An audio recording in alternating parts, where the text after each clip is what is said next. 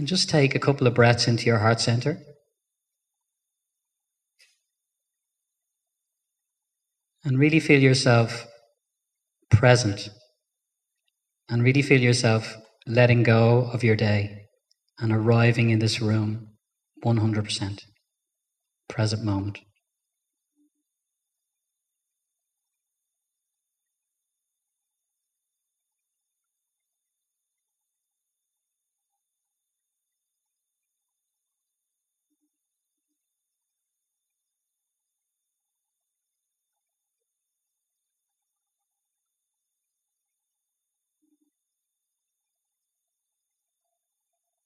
And as you move from that space of thinking to feeling, just allow yourself tonight in the talk, whatever you hear tonight that you resonate with, take that away. Whatever doesn't resonate with you, just let it go. Don't go back into thinking. Stay in feeling. So it's kind of a receptive mode. So stay there as much as you can. It lets you off. You don't have to go into judgment. You don't have to go into any of those things. You can just take a break here tonight and just go into receptive mode and take away what resonates with you.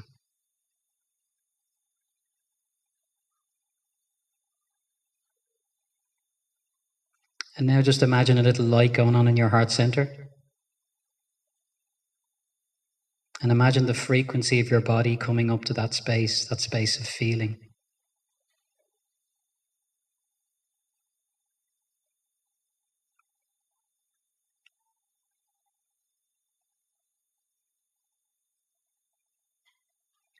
And just feel your body getting nice and calm, nice and open, and very, very centered.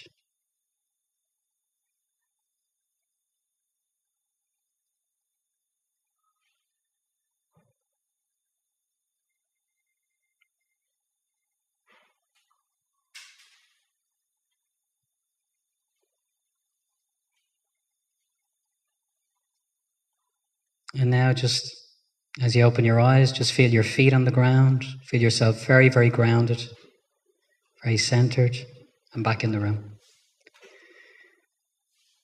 And I'll just invite you all as well to turn off your phones or put them on silent. Probably off would be best. Give yourself a break. And tonight we're going to talk about a number of very interesting topics, and we have two great guests. I was, probably on Facebook a bit too much there a couple of weeks ago, and I was checking out stuff, and I just saw the man who changed his brain and the woman who had a day to live, and I thought, wow, that sounds intriguing. And I contacted Ray and Antonella, and I asked them would they come and speak about their lives and how they turned their lives around. And I thought, I've done some courses with Joe Dispenza before, so I've always been fascinated by neuroscience and how we have a brain in our heads, and a lot of people don't really know how it works, and it contains a lot of our kind of subconscious beliefs, and how can we get in there and how can we change those beliefs and how can we live a much better life. So tonight we have a husband and wife team, and I'm really excited to welcome them. Ray is a Dublin man, so he hails from Artane, I think it is, yeah. And Antonella, Italian Australian is what I'm picking up, yeah. So without further ado, we're going to hear their stories. As I said, Ray changed his brain, and Antonella turned her life around with just one day to live. So it's a really fascinating story we're going to hear here tonight. So let's give them a big, big welcome to the stage, yeah?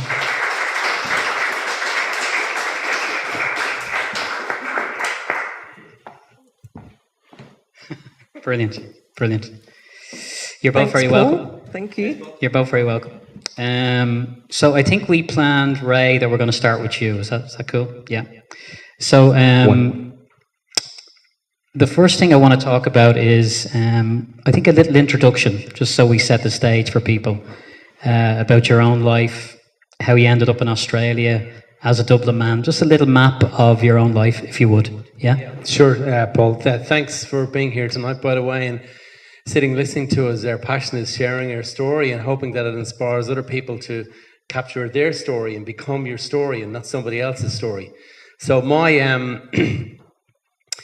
My journey through life started when I was 7 years of age, and at 7, I was standing in a playground in Ringsend Road, at the back of Ringsend Road and St. Luke's Road, and I was on this very great height on the playground, about the height of this ceiling here, and a kid pushed me and I fell off, and apparently I was unconscious before I hit the ground, so I must have banged my head on the way down, landed on the ground, landed on my head just here, which is still quite soft. It's a bit of a patch there.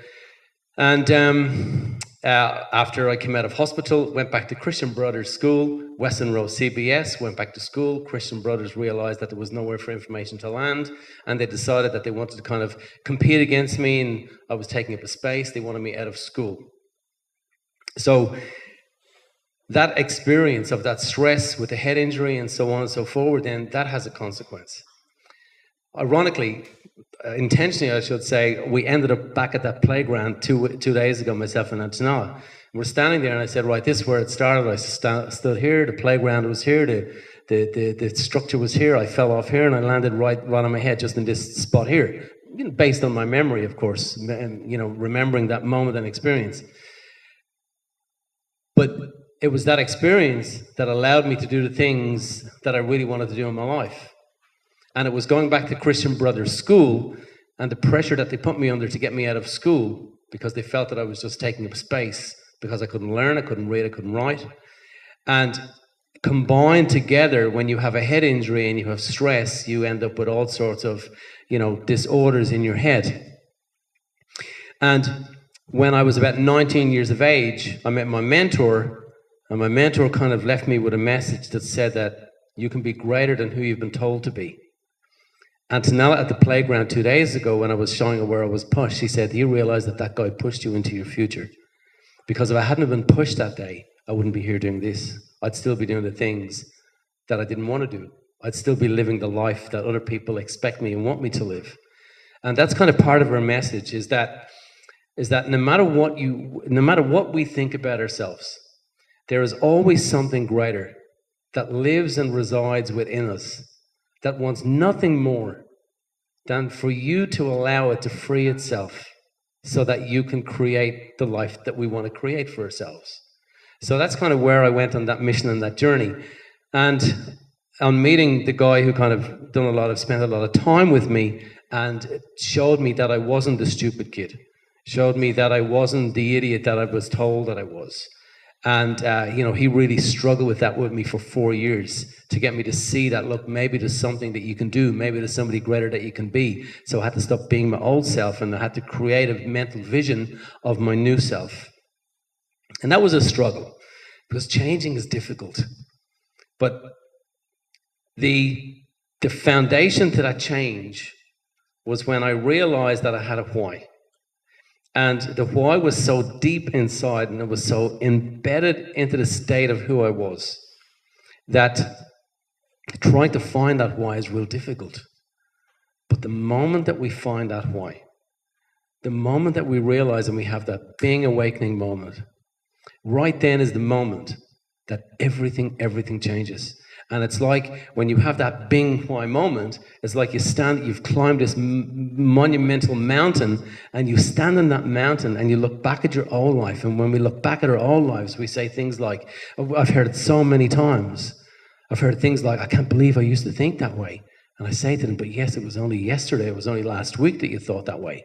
And people say, yes, but it seems so long ago, it seems so removed from who I am now. And all of a sudden, in that moment, the pressure of everything that we've carried in our lives, it's like we stand under a shower and it just washes away. And that is inspiration.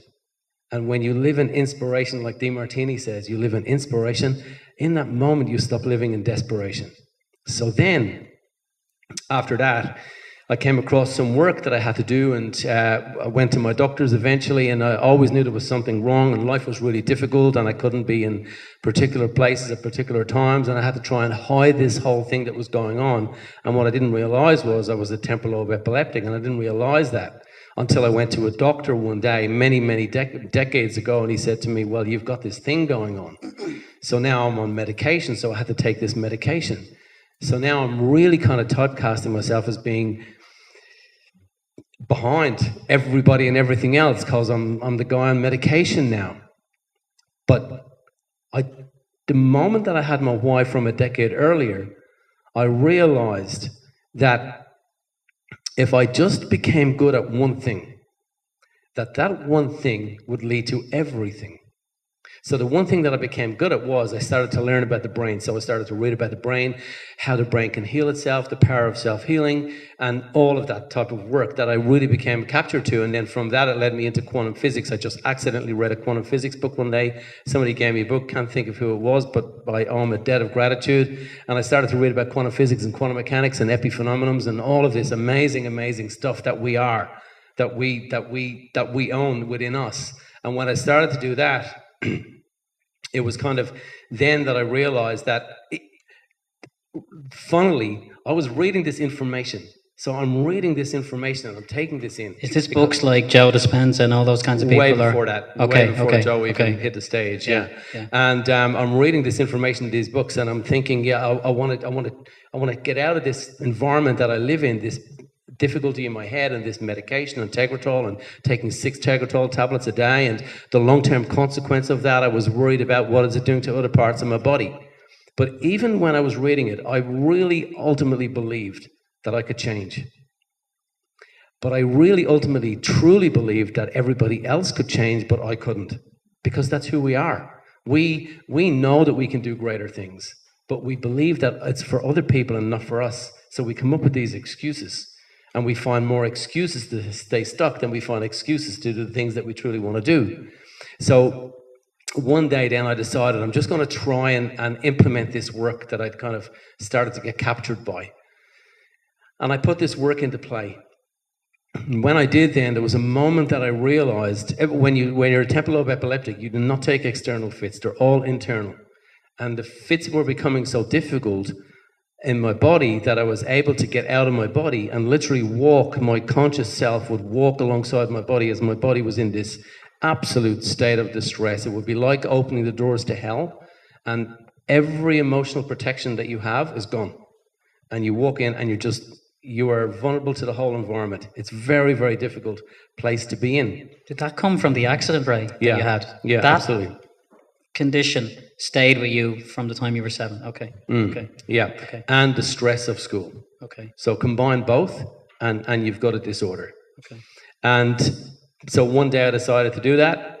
I had a moment. I just woke up one morning and I realized that I've done this. So I was learning about the brain. So I was walking myself through an experience of regrowing synaptic connections in my brain. So temporal lobe epileptics, most of them suffer from what's called cytomegalic dysmorphic neurons, which is one part of the brain doesn't communicate with another, and then it causes all sorts of other neurological difficulties. So I regrew my brain and my vision. And then one day I went to my doctor, Dr. Nylai in Mounts Bay Hospital in Perth, and he sent me for a sleep-deprived MRI. So I would go for a sleep-deprived MRI, and I came back to him with the results of that. They call you back in, you sit there, and he's very doctorish, and he said to me, whatever disorder you have, it's gone. There's no more evidence of that. So I realized then, if I could change my brain, could I change my life? So then I set about to start to change my life. So from that moment on then, the universe was already responding to the work that I was doing, because one day I walked into an office, and in an office there's a girl sitting in a chair who is on the same journey as me, and I didn't know her, and that was Antonella. So the more that I started to believe in me, and the more that we start to believe in ourselves and we stop believing in what other people have told us to be, it just seems that somehow the universe hears our story. The universe, cosmos, spirituality, God, whatever you want to call that, it doesn't make any difference. What makes the difference is that your question, your desire, your demand, your inspiration will always be answered when you follow the message from your heart. And I realized that if I follow the message from my heart, could I create other things? And all of a sudden I started to create other things. And then all of a sudden Antonella was on that journey and she was creating things. So we decided, hey, if we can change us, can we change other people? And that's the work that we do today. And you have a property company as well, just on a practical level. You moved from Ireland to Australia when? I moved in 1989. 1989. Yeah. And were you straight into property in 89 or? No, Okay. no. We had a business first, so we were doing different businesses and so on. And property is about 10 years old maybe. Okay. Yeah. And that's your main kind of normal job, if you want, at the moment. Yeah, Okay. that's it. Okay. And now you're doing this stuff in Australia as well. Think and Grow Group. Yes, Yeah. indeed. So we decided then that, look, if we could change ourselves and we could change small groups of people, we could change big groups of people. So today now, when we'll run our events around Australia, we've done some work in Asia. We're about to hit Dublin on Saturday morning, and Hilton Hotel. And we've got 350 people coming down there, and our function is to really connect with those people who want to be able to do something greater, but just don't quite know how to do it. But they're happy to put their hand up and say, "Hey, I'm in this zone. I don't want to be in the zone anymore. I want to cross over. I want to get out of my field. I want to get into somebody else's field." And our function is to teach people and say, "Hey, you know what? You don't even have to worry about how you have to do this. You just have to let things go and just go on your journey and just go on your pathway and allow other people who've already cut that path." And that's the work that we've done. We've cut that path. So yeah, we've got two businesses. We have a property business, and then we have our mindset consciousness workshops and so on. Yeah. And just the process you went through to repair your brain is a process that you're teaching people to do now. I mean, you learned that from a place of absolutely having to do it just to function in the world, okay? For sure. Yeah. And what do you feel you did? Do you feel that you regrew synapses in the brain, that you reconnected? Is that what you feel you did? Yeah, absolutely. So the brain is very malleable. It's very adaptable. And then, look, that wanders into other fields now, like, epigenetics and all sorts of other kind of, scientific terms to describe, what is going on. The whole essence of quantum mechanics and quantum physics talks about, potentials. So, there's a potential us, but there's a potential different us. So it was a combination of both. So yes, I'm seeing how my brain is regrowing, and I'm seeing myself off the medication. So two different things. So one is, kind of a physical atonement to something that I wanted to do. And at the same time, then just a belief that if I just allow things to go as I want them to go, and putting myself emotionally in a future experience that I wanted to create. Well, if we want to be that person that we want to be, we have to not always be in the push, always be in the battle with ourselves. And the difficulty of your own battle with yourself is that your old self will always win, most times, especially once you go past the age of 32, and the brain is hardwired. Now it's still malleable, it's still liquid, it's still adaptable, it can still function in different ways. But we have to be able to capture the feeling of who we want to be, whether that's from a relationship perspective, whether that's from a health perspective, whether that's from a monetary perspective, a career, passion, business, whatever that is. We have to become it inside first. And when we become it inside first, then the fight is over. But if the more that we push it without connecting with ourselves, well, then the fight is on. And when the fight is on, the creative brain, which is a very, its computation value is quite small, whereas the subconscious brain, so we have two brains. We have the subconscious brain, left brain analytical, and then we have the creative brain, which is the right brain creative. The left brain analytical, which is all our survival mechanisms. So the survival mechanism has a shop steward, and that shop steward's called your ego. So we have an ego. So the ego speaks up. Now the ego is 1,000,000 times faster than the creative brain. So the creative brain can deal with 40 bits of information at any one time, whereas by the left brain analytical can deal with 40 million bits of information at any one time. This left brain analytical, which is ego, that part of the brain only knows the present moment and the past. So it has no access to the future. It can't dream and it can't infatuate. Because it can't infatuate, you can't convince it that there's a greater you. You can't convince it that you can improve your relationship. What was your main tool, Ray, to change your brain? Was it meditation? Absolutely. Okay. Yeah. Okay. And before we go on, there's a couple more questions to ask you. I just want to get an intro from Antonella. So your story is really fascinating. So you worked in the holistic area for a number of years, and you tried all the usual things. You told me you had a condition, a health condition, which kind of caused you to do fasting and different things. Tell me what you tried to improve your health before you got to that point where you had a day to live? Okay, so I was diagnosed with leukemia, and obviously a diagnosis like that is really, really scary. And so what I tried to do to heal myself was I went down the holistic path. So there's a lot of information out there about, how to heal from cancer and whatnot. And so I decided to follow the holistic alternative path, and I said no to medicine. And so on this journey, I juice fasted, I water fasted, I was raw vegan. I did everything. If they told me to eat green frog's legs, I would have eaten them. I would have done anything. So at that time, what I've, looking back now, is that I was trying to change matter with matter. And, this sort of stuff, I'm not saying that it doesn't work, because it's great. What I'm saying is that showed me that there's something far greater, because even though I was doing everything that I was supposed to be doing, my health declined quite rapidly. So you're kind of saying, Antonella, that no matter, you do juice fast, you look after your health, nutrition, everything, but essentially if the mindset isn't in place, you're kind of you're fighting a losing battle, yeah? Yeah. Well, the mindset and who you are is the most important thing. The what you're thinking and what you're feeling and who you're being is the most important thing. And through my own experience, that really is the greatest truth. So when faced with that condition or faced with a situation like that, it's great to do all the alternative if that's what you want to do, because it's a very personal journey. But it's really, really, really important to look at who are you being, what has led you to that point. And talk to us about, so we'll take you to when you're in the hospital. You guys had obviously met how many years before you ended up? Quite a few years.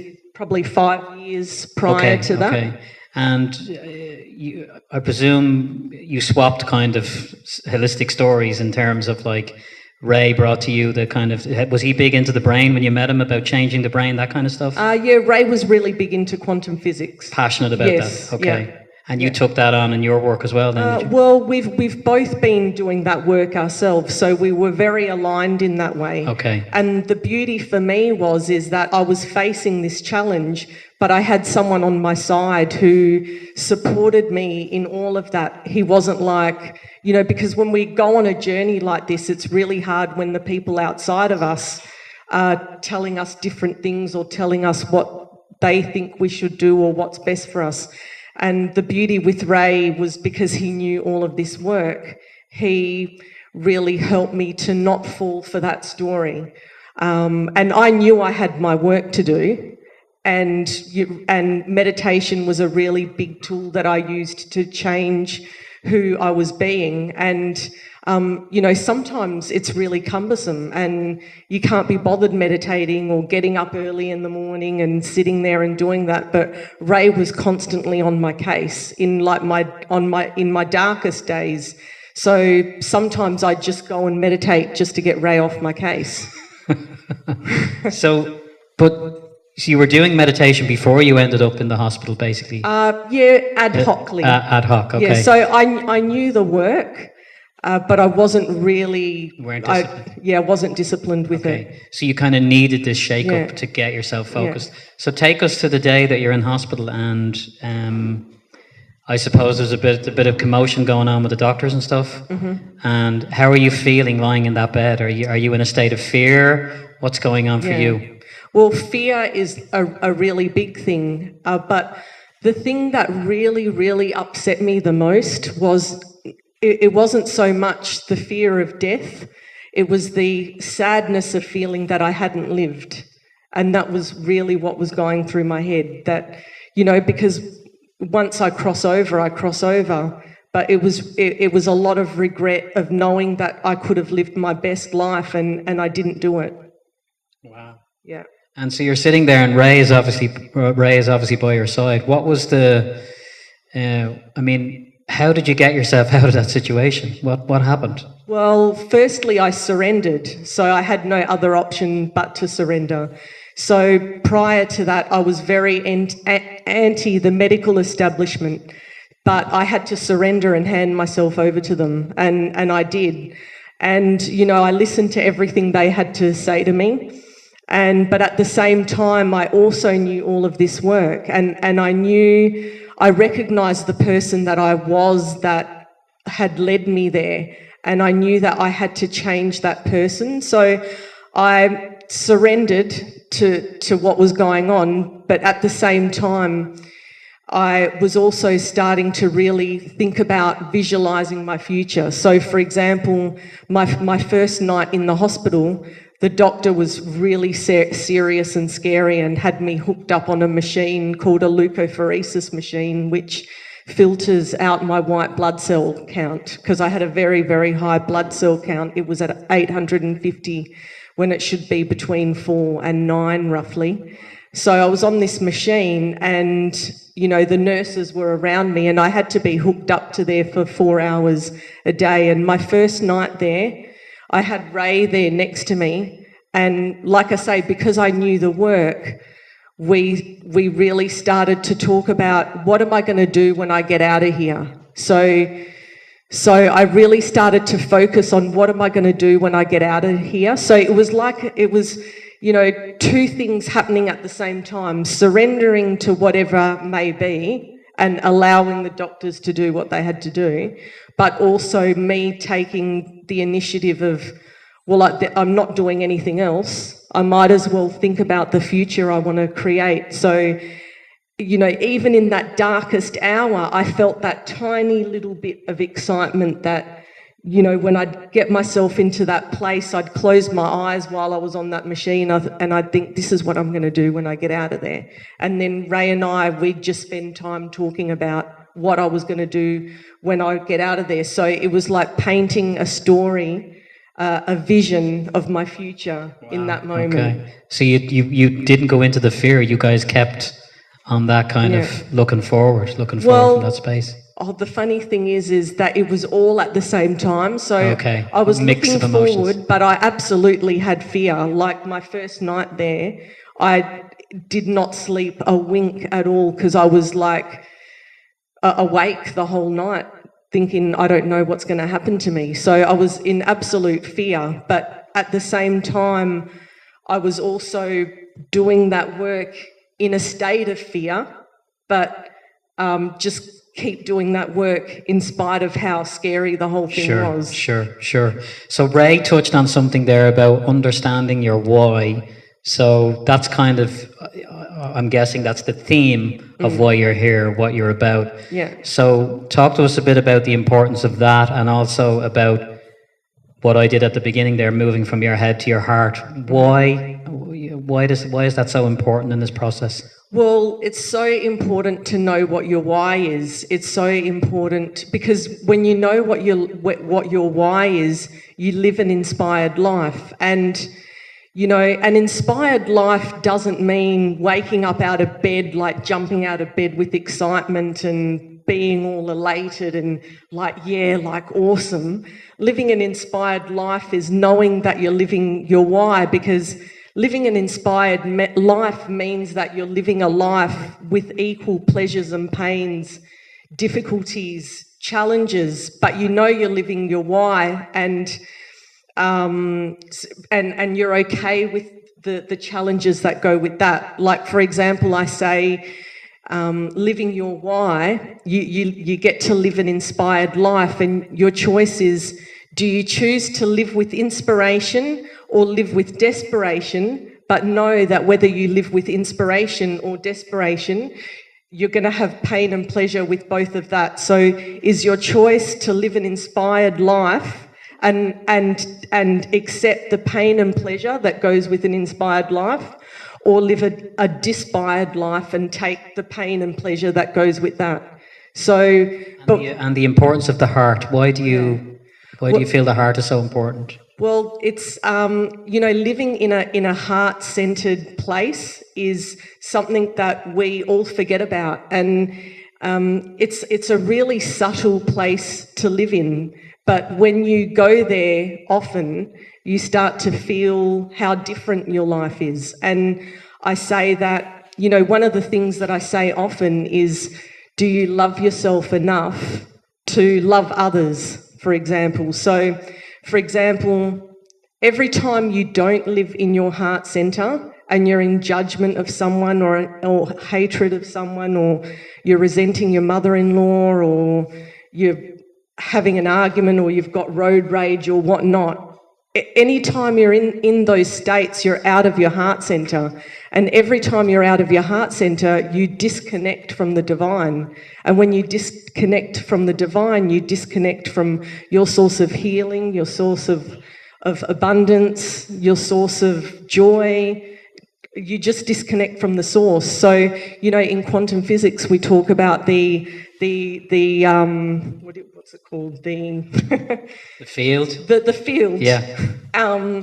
So, you know, if you think about the unified field where all potentials exist, when we operate out of our heart centre, we're operating at a far higher frequency, and we're much closer to the unified field.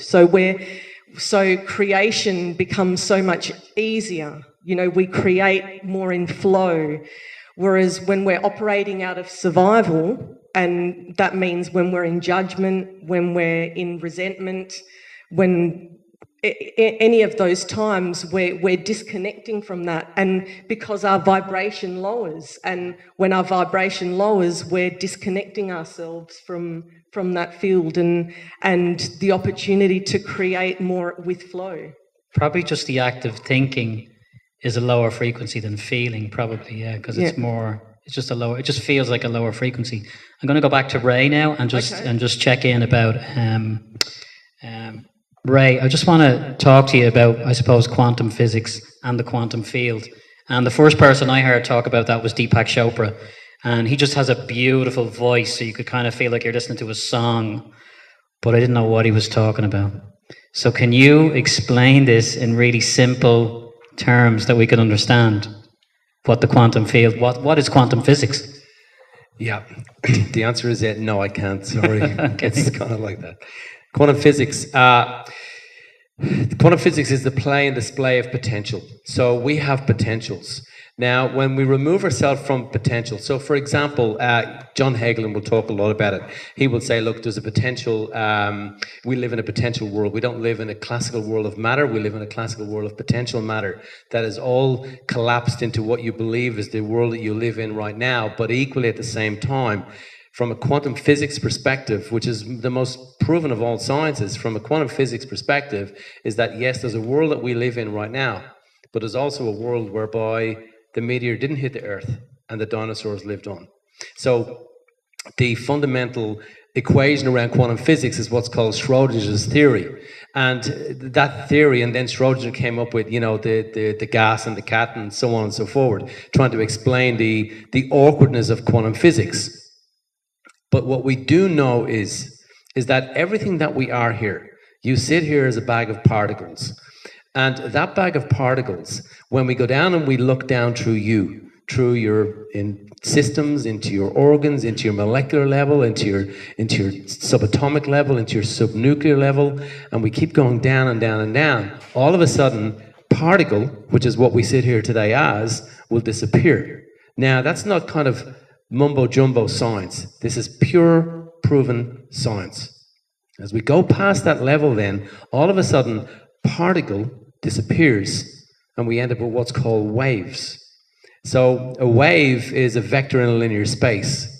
The unified field, which is the field of information that the universe sits on and rises from, that field of information called a unified field is information, pure mathematical perfection that rises from this field and then gives life to everything in the universe. But it gives life to everything in the universe because it's influenced by something. That something that influences it we call consciousness. So we live in a conscious universe. Now, how do we know that? Because when we have a thought we can measure, we can see a thought. So when we have a thought is a vector in a linear space. The unified field is the exact made of the same constitution that our thoughts are made from.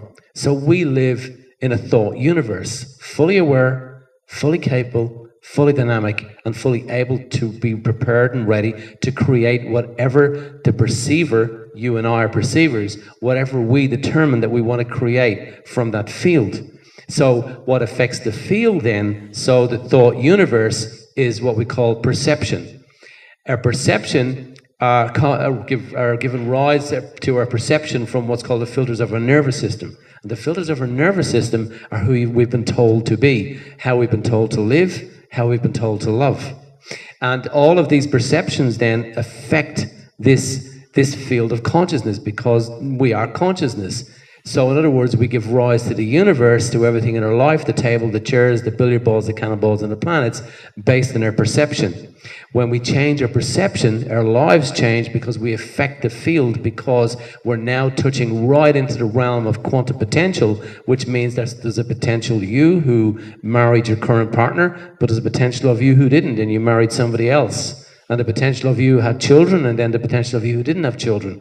The potential of you who's an accountant, and the potential of you who's a guitarist.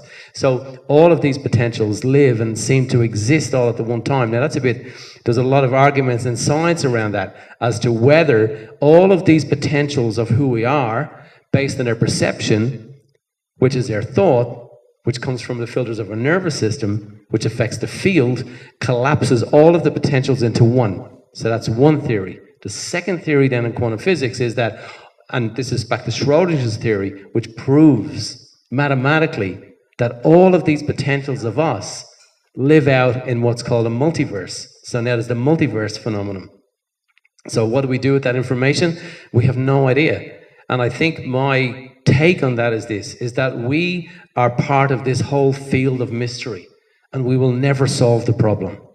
We will never know and understand what quantum physics is. We can never understand the field, because it's a mystery and we are part of the mystery. And the jigsaw puzzle can't fix itself. The jigsaw puzzle can't make itself. But what will happen is, my belief and understanding of what I've seen and experienced is that one day we will be part of that field, and we will be unified with that, and we will look back and realize what this whole consciousness is all about. But we have to leave our body to be able to do that. In your work, Ray, you discovered that the brain is merely just a processor of information, like a kind of really advanced computer, if you will, and that we kind of exist outside of the brain, okay? But do you feel that we have a brain in our stomach, in our heart center as well? And also in your work, you've spoken about people who actually have no brain.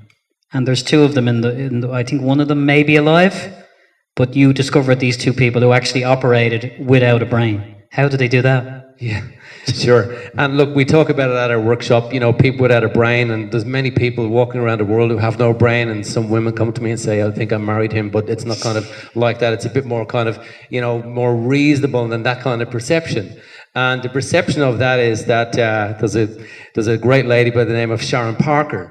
And Sharon had a brain disease at about 5 years of age. So she's left with just a neocortex, which is just where your personality is, and a medulla, which just sits at the top of the spine, bottom of the brain. And the medulla, or the medulla, is the part of the brain that we need to run our body. So she has the basics for survival. But in an ideal world of doctors and nurses and so on and so forward, Sharon Parker should be a vegetable in a vegetative state. But she's not. She has lived, she's got children, she only has a neocortex, the whole center of her head, which is where her brain mass is empty, and there's nothing in there except liquid. So there's many theories around that, and nobody can really define what's going on there. But it leads to one conclusion. And the conclusion is that the brain is just a processor of information. And it takes that information and it puts it through different processes, and those processes, just in simplicity, are called generalization, distortion, and deletion. So it takes information in, it generalizes, distorts, or deletes the information. So therefore, the question is this: if Sharon Parker and Phineas Gage and other people have no brain, well then where are they? Now, I can answer that for you in a kind of a short moment, if you like. So when synapses are firing together, so Donald Hebb's law of firing and wiring, 1949, says when we have a thought, in that moment, there's a neurological, just call it electrical activity that happens in the brain. We have these synapses, and we have between synapses, we have what's called a synaptic gap. And as we have a new thought, and we keep reinforcing that new thought, there's a chemical that fires across these synaptic gaps. And these chemicals are like a magnetism, and they start to bring the two synapses together. And as they bring them together, they get to a certain distance. And as they do, they fire a charge. And as they fire a charge, they become hardwired. And that's a memory. The more then that you reinforce that hardwiring, well, then that becomes a thought. And the more that you do that, then it becomes a habit, and then it becomes you. But as these electrical charges are firing across this synaptic gap, there's an epiphenomenon. That epiphenomenon is a field of energy around this firing. This field of energy is an electromagnetic field. And they thought, because it's such a small charge, it's only 100 millionth of a volt, because of this small charge, they thought it was just an epiphenomenon, something that's just in addition to. But my theory on that is that this electromagnetic field connects with our electromagnetic field. Now, how do we know we have an electromagnetic field? Because we've seen it. You have a field as you sit here right now, and that field is vibrating. And as you have a thought, you affect the field. And as you affect the field, then, that until something conquers and changes and challenges that thought sits in the field outside of us. So is it possible then that Sharon Parker's memory, herself and her experiences, are outside of her, and all she's doing is to touch base with her memory, because she has an IQ that's higher than most people in the room, so she's a genius? Well, then, if her memory isn't inside of her, well, then we have to conclude that maybe it's outside of her. So if it's outside of her, well, then where is it? Well, then we now know that a thought is a vector in a linear space. It sits out there forever and a day until something or somebody changes that. And if nobody changes that and we don't have an influence to change it, well, then she's touching herself and her memory by connecting with something outside of her. So with all these potentials that exist in the quantum field, really what you're trying to do is you're trying to harmonize. You're trying to get yourself into that space so that reality then unfolds in your life, okay? So in Antonella's case, you saw her turn her life around after the hospital that time. You witnessed that, and you saw what she did. So can you talk about that from your perspective? What do you feel she did? How did she turn her life around? Sure. So prior to Antonella being ill and so on, she was living. We had to create a new life. She had to create a new life, but it wasn't that I done anything. It was Antonella done everything. She done this. Now, what did she do? Well, first off, she wasn't living an inspiration. She was living a job that she didn't want to live in a world that was created for her and not by her. And when the doctors sat there and it was doom and gloom, it was difficult. We had to put ourselves into a state whereby this is just a message. This is the universe loving you so much. This is the universe answering everything you've been waiting to have answered for you. But because you didn't do it yourself, and you know that there's something greater out there, well, the moment that you do that, it seems that life loves us so much that it will say, hey, here's a message. Now, what you do with that message is your business, but you've got to do something with that message.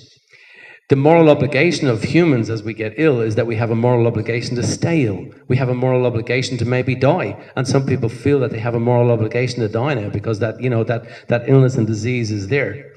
But it was because of the work that we done that Antonella was able to sit there and go, when I get out of here, I'm going to live this life. I'm going to do this thing. And we started to just mentally rehearse that over and over and over and over again. But the old us was catching up with us all the time. So there was a time in that day that Antonella was in hospital, and there was a very experienced nurse in the hospital, a senior nurse. And Antonella said to this nurse, there was just the three of us in the room, am I going to die? No, she said, I don't want to die tonight. And the male nurse, he didn't know how to handle this moment. And he's an experienced nurse. So we caught ourselves going back to the past. When the nurse left, he didn't know what to say. In actual fact, he said, his reply to her was, will I get you a muffin? And that was because it was a very highly charged moment for everybody in that moment. But as soon as he left, we had to get back into that space again and go, no, let's paint that picture. Let's see this as a message. This is God's hand at work. This is the universe at work saying, hey, here's a message. Go live your life. But you've got to create your life right now in this moment. We don't have to all wait for that message to come along. We can change in an instant. Antonella, I want to talk to you a bit about, we mentioned this briefly before people came in, was, so I'm walking around and I'm doing my best and I have beliefs that I don't know I have that aren't serving me, okay? And you discovered those in this healing process. So you find out you have a belief that's kind of destructive in a sense. First of all, how do you find that out? And secondly, how do you change it? So, how do you find that out? You know, there's a part of you that always knows. So it's really, really following that intuitive knowingness of that. So it's really just tuning in and following your intuition and peeling the onion layers off. So, you know, when I first started, I knew that a big thing for me was that I was not living a joyful life. So I lived a very destructive life of frustration and depression, and it was very, very destructive. And so when I was first diagnosed, I knew that I had to stop being that person. So you just have to follow those feelings. And as I went along in my journey, I'd peel away one layer of the onion and I knew, well, there's something else there. So, for example, when I'd go and have a doctor's visit, I'd go to my specialist and I'd get my blood test results. Whatever those results were, as difficult as they were and as scary as it was, I always went home and thought about, what is this showing me? You know, what do I need to change? What is it about myself that I need to change? And the way that I would do this is meditation was a really big thing for me, because meditation allowed me to become more conscious of the person that I was being, because, you know, we just go in autopilot and behave in a certain way and not realise that we're thinking and behaving and feeling in that way. So meditation made me more conscious, but it also was physiologically and neurologically changing me. So it was creating coherence in my brain.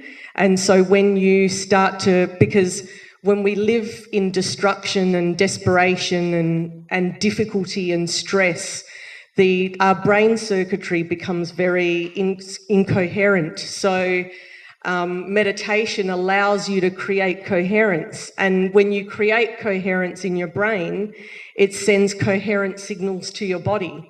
And those coherent signals, if you continue that over a period of time, day in, day out, eventually that starts to create balance in your body again and wellness again in your body. So meditation allowed me to become more conscious. It allowed me to create coherence in my brain and my body.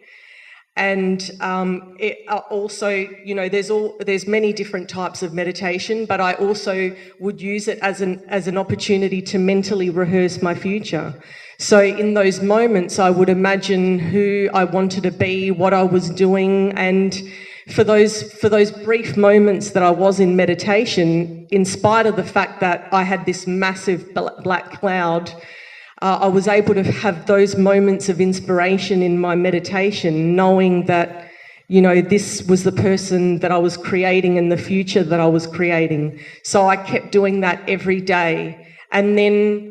How long every day did you spend doing that? So initially, when I first came out of hospital, I was out of the deep, deep dark woods, but I was still in the dark woods. And I had a really massive wake-up call when I came out, because my leukemia had become more aggressive and my blood values were completely out of control. So the doctor said to me, I'm going to be watching you like a hawk now. And that was like the real thing where I came home and I thought, that's it. So from that day, I started to meditate for 6 hours a day. And it was really, really painful, because my old self was so dominant, but the fear of the diagnosis and the doubt and the worry was completely overwhelming. So I started doing that for 6 hours a day, and I did that for a couple of weeks, and then after that I dropped that down to 2 hours a day. So I'd get up every day at 5 o'clock in the morning and I'd do 2 hours. And that was really difficult, not so much about getting up at 5 a.m., but it was my old personality, because as much as it's painful and awful being in frustration and depression about my diagnosis and about life and everything, it actually feels better to not do anything and stay in that place of depression than to actually get up at 5 o'clock and do something different. So it was really a fight against my old self, but I'd force myself to get up and meditate for 2 hours a day. And so in that time, I really looked upon it as an opportunity to change my frequency, create coherence. And during that time, I knew I was creating coherence because I could feel it. Like, I knew that I was in brain and heart coherence, because also at the time my mum was diagnosed with ovarian cancer and she was dying, and me and my mum were very, very close. And the problem was that there was a part of me that I couldn't allow myself to fall into the pit, because I had my own healing that I had to deal with as well. And I knew if I fell into the pit, that would make things worse for me as well. So I continued with my meditation through all of that. And I knew I was in coherence because I was able to handle her passing with ease, as much as I felt the pain. But, you know, that's the thing about being in coherence. It doesn't mean that all you're going to have is joy and happiness and wonderful moments. Being in coherence means that you're still going to have pain and suffering, but you're able to handle it from more in a flowing position. Kind of expanded state, of awareness, yeah. So where are you now? How are you now? So basically I managed to get my blood values under control. So now I'm in hematological remission. And, you know, for a long time, my leukemia cells were stagnant. And now my latest biopsy showed that I had no evidence of any leukemia. And it was something that at the time the doctors never thought possible because of where I was at, that they were searching for a bone marrow donor. And they actually found me a bone marrow donor to do a transplant. And my specialist always said to me that if things got totally out of control, that we could do the transplant. But, you know, the whole thought of the transplant is I can't tell you how much fear that evokes. And the very thought of that made me do my work even more. Yet at the same time, I had to surrender to that. So, yeah. So well done. Yeah. It's amazing. Great. Yeah. Where time is flying and we've talked about a lot, but I want to just finish this section and I'll go back to Ray just to ask you about, I mean, there's so many different types of meditation out there. I've tried them all. So has probably most people here. What is the one that you're teaching, and what, is it? I mean, I've done Joe Dispenza's. Is there a similarity there? But you said there's something else in your one. Can you describe your meditation technique? Yeah, sure. To explain that in a different way, it's like you bring the car into the mechanic shop, and you're the car. So you arrive into the mechanic shop with your car, and you sit in the waiting room, and he's out there with a spanner, and you know he's fixing your car up, and he's doing all these things. Why not be the mechanic? And we can be the mechanic. But to be the mechanic, you've got to go through your apprenticeship. Now that means that you don't bring your car into the mechanic anymore. You are the mechanic. You know before the car breaks down, just by the twinkling in the engine, the flicker of the light on the dashboard, whatever that is, you know, because you're trained in that experience, that something's going to happen to the car. So now you can, just by experience, you can analyze the problem before the problem comes to visit the car. Well, we're the car. So part of the work that we do is teaching what meditation is, so that you become the mechanic, so that now you can spot yourself before you spot yourself. So now you can start to see the ego waking up and keeping you stuck before the ego has authority and time to wake up and keep you stuck. So meditation, I've met many people who meditate, and I say to them, how's meditation going? They tell me I've been meditating, Ray, for 10 years.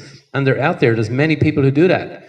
But their lives are still the same. They're still in the same, living in the same toxic relationship.